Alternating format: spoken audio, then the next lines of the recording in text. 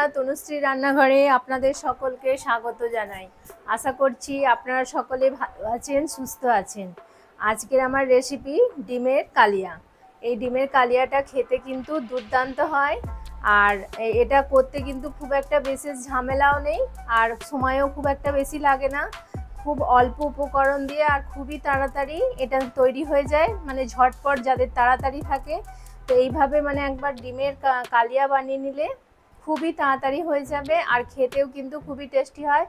গরম ভাতের সাথে এটা জাস্ট জমে যাবে। গরম ভাতে মানে এক থালা ভাত এই কালিয়াটা দিয়েই খাওয়া হয়ে যাবে, আর কোনো কিছুই লাগবে না। আর আমি কিভাবে এই কালিয়া বানাই সেটাই আপনাদেরকে দেখাবো। তাহলে প্রথমে আমি এখানে 5টা ডিম নিয়েছি। তো এই ডিমগুলোকে আমি প্রথমে সেদ্ধ করে নেব, নিয়ে তারপর বাকি রান্নাটা আমি শুরু করব। ডিমগুলো প্রথমে সেদ্ধ করব, সেই জন্য গ্যাসে একটা কড়া বসিয়ে দিয়েছি, আর কড়াই আমি জল দিয়ে দিয়েছি বেশ কিছুটা পরিমাণ। এবার এতে আমি 1 চামচ লবণ দিয়ে দেবো। লবণ দিলে কি হবে, ডিমের খোলাগুলো খুব তাড়াতাড়ি মানে সুন্দরভাবে ছাড়ানো যাবে, সেই জন্য একটু জলে মানে লবণ দিয়ে দিলে খুব ভালো হয়। তো লবণটা দিয়ে দিয়েছি, দিয়ে এবার আমি ডিমগুলো এক এক করে সেদ্ধ হবার জন্য দিয়ে দিচ্ছি। এবার আমি ডিমগুলো সেদ্ধ করে ফিরে আসছি। বন্ধুরা, ডিমের কালিয়া বানানোর জন্য দেখুন ডিমগুলো আমি প্রথমে সেদ্ধ করে নিয়েছিলাম, তাও সেদ্ধ করে ভালো করে খোলা ছাড়িয়ে নিয়েছি। আর এবার আমি রান্নাটা শুরু করব। তো ডিমগুলোয় প্রথমে আমি নুন আর হলুদ মেখে নেব, নিয়ে ভাজবো ডিমটাকে। তো প্রথমে এবার এতে লবণ আর একটু হলুদ দিয়ে দেবো। দেখুন 1/2 চামচ মতো লবণ দিয়ে দিচ্ছি, আর 1/2 চামচ মতো হলুদ গুঁড়ো দিয়ে দিলাম। দিয়ে ভালো করে আমি এবার ডিমগুলোর গায়ে নুন আর হলুদ মেখে নেব। এইভাবে আমি মেখে নিয়েছি। আর কড়াতে আমি সরষের তেল 2 টেবিল চামচ সরষের তেল গরম হবার জন্য বসিয়ে দিয়েছি। তেলটা আমার ভালোভাবে গরম হয়ে গেছে। আমি এবার এক এক করে ডিমগুলো দিয়ে দিচ্ছি। সব ডিমগুলো দিয়ে আমি এপিটোপিট ভালো করে ডিমগুলোকে আমি ভেজে নেব। আর ভালো করে লাল লাল করে ভাজা হয়ে গেছে। এবার আমি ডিমগুলো তুলে নেব। ডিমগুলো আমি তুলে নিচ্ছি। দেখুন ডিমগুলো আমি ভেজে তুলে নিয়েছি। এবার কড়াই আমার বেশ কিছুটা পরিমাণ তেল আছে, তো আমি আর 1 চামচ মতো তেল দিয়ে দেব। এবার তেলটা গরম আছে যেহেতু, তো এবার আমি পেঁয়াজটা দিয়ে দেবো। দেখুন এখানে আমি 2টো ছোট সাইজের পেঁয়াজকে কুচো কুচো করে কেটে নিয়েছি। এবার পেঁয়াজটা আমি দিয়ে দিচ্ছি। পেঁয়াজটাকে দিয়ে ভালো করে লাল লাল করে ভেজে নেব।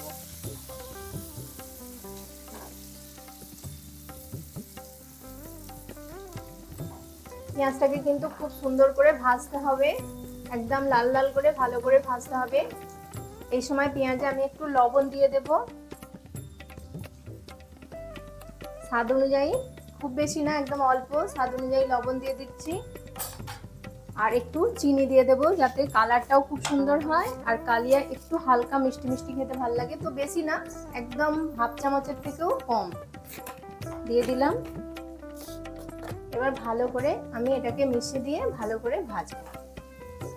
পেঁয়াজটা আমার অনেকটাই নরম হয়ে গেছে, আর খুব সুন্দর লাল লাল করে ভাজাও হয়ে গেছে। তো এবার এতে আমি আদা রসুন আর কাঁচা লঙ্কার একসাথে পেস্ট বানিয়ে রেখেছিলাম, 1 চামচ মতো আদা রসুন আর কাঁচা লঙ্কার পেস্টটা দিয়ে দিলাম। দিয়ে ভালো করে আবারও মিশিয়ে নেব, নিয়ে ভালো করে ভাজতে হবে। আদা রসুনের যে একটা কাঁচা গন্ধ থাকে সেটা যেন ভালোভাবে চলে যায়, সেই পর্যন্ত আমাকে ভালো করে এটাকে ভাজতে হবে। আদা রসুনের পেস্টটা দিয়ে ভাজা হচ্ছে, ততক্ষণ আমি একটা মশলা রেডি করে নেব। তো প্রথমে আমি 1/2 চামচ হলুদ গুঁড়ো দিলাম, 1 চামচ লঙ্কা গুঁড়ো দিচ্ছি। আপনারা যেরকম ঝাল পছন্দ করেন সেই অনুযায়ী দিয়ে দেবেন। আর দিয়ে দেব 1 চামচ ধনের গুঁড়ো। এইভাবে মশলাটা রেডি করে নিলে কিন্তু খুব ভালো হয়। 1 চামচ জিরের গুঁড়ো, আর 1 চামচ কাশ্মীরি লঙ্কার গুঁড়ো। এবার এগুলোকে আমি একটু জল দিয়ে গুলে নেব। এবার এটাকে জল দিয়ে আমি ভালো করে একটু মিশিয়ে নিচ্ছি। মশলাটা গুলে রেখেছিলাম, সেই মশলাটা এবার দিয়ে দিচ্ছি। মশলাটা দিয়ে এবার ভালো করে কিন্তু কষাতে হবে, যতক্ষণ না এ থেকে তেলটা রিলিজ হচ্ছে ততক্ষণ এটাকে আমি ভালো করে কষাবো।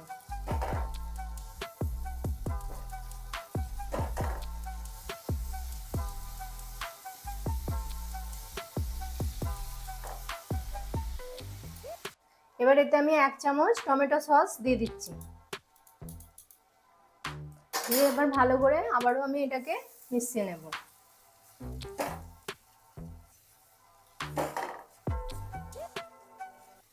এখন ভালোভাবে কষানো হয়ে গেছে, থেকে তেলও ছেড়ে দিয়েছে, তো আমি এবার এতে অল্প একটু জল দিয়ে দেব। জলটা দিয়ে ভালো করে মিশিয়ে নেব। আর একটু অল্প জল দেব, ব্যাস, খুব বেশি জল দেওয়ার প্রয়োজন নেই। এবার ঝোলটা যখনই ফুটে উঠবে তখন আমি ডিমগুলো দিয়ে দেব। হয়ে গেছে, এবার আমি ডিমগুলো দিয়ে দিচ্ছি। দিয়ে ভালো করে ঝোলের সাথে আমি ডিমটাকে ভালো করে মিশিয়ে নেব। ভালো করে মিশিয়ে দিয়েছি। এবার এতে আমি 2টো কাঁচা লঙ্কা দিয়ে দিচ্ছি। এটা ঝালের জন্য না, জাস্ট একটা খুব সুন্দর গন্ধ আসবে, সেজন্য 2টো কাঁচা লঙ্কা দিয়ে দিলাম। আর অল্প একটু গরম মশলা দিয়ে দেবো। অল্প করে একটু গরম মশলা ছড়িয়ে দিচ্ছি।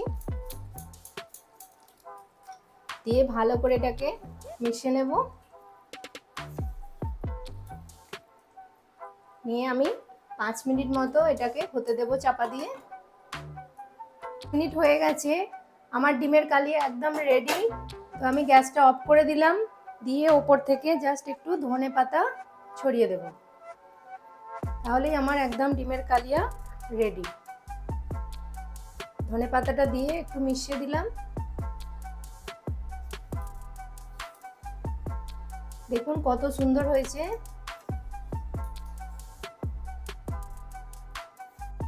বন্ধুরা দেখুন ডিমের কালিয়া আমার একদম রেডি। আর আমি একটা প্লেটিং করে নিয়েছি, কত সুন্দর লাগছে, একদম মানে হুবহু দোকানের মতো লাগছে দেখতে। আমরা যেমন হোটেল রেস্টুরেন্টে গিয়ে ডিম কষার অর্ডার দিয়ে খাই, ঠিক সেরকম ধারাই লাগছে। আর খেতেও কিন্তু এটা খুবই সুন্দর হয়। আশা করছি আপনাদের এই রেসিপিটি ভালো লেগেছে। আপনাদের কাছে অনুরোধ রইল যে একবার এইভাবে ডিমের কালিয়া বানিয়ে দেখবেন যে কত সুন্দর হয় এটা খেতে। আর এরকম ডিমের কালিয়া কার কার ভালো লাগে খেতে প্লিজ কমেন্ট করে জানাবেন। ডিম তো আমার একটা ভীষণ প্রিয় খাবার, মানে আমাদের বাড়ির সকলেরই ডিম খুবই প্রিয়। আর এইভাবে বানালে তো জাস্ট কোনো কথাই হবে না, মানে গরম ভাত, রুটি, পরোটা সবের সাথেই এটা কিন্তু খুব ভালো যায়। আপনারা একবার বানিয়ে দেখবেন, আর বানিয়ে আমাকে প্লিজ কমেন্ট করে জানাবেন যে আপনাদের কেমন লেগেছে এই রেসিপিটি। যদি ভালো লেগে থাকে তাহলে প্লিজ আমার চ্যানেলটিকে সাবস্ক্রাইব করে দেবেন, আর আমার সাথে থাকবেন, আমার পাশে থাকবেন এইভাবেই। আর এই রেসিপিটি আপনার বন্ধুবান্ধবদের মধ্যে প্লিজ শেয়ার করে দেবেন। ততক্ষণ ভালো থাকবেন, সুস্থ থাকবেন। আপনাদের সাথে দেখা হবে আবার একটি নতুন রান্নার ভিডিওতে। নমস্কার, টাটা।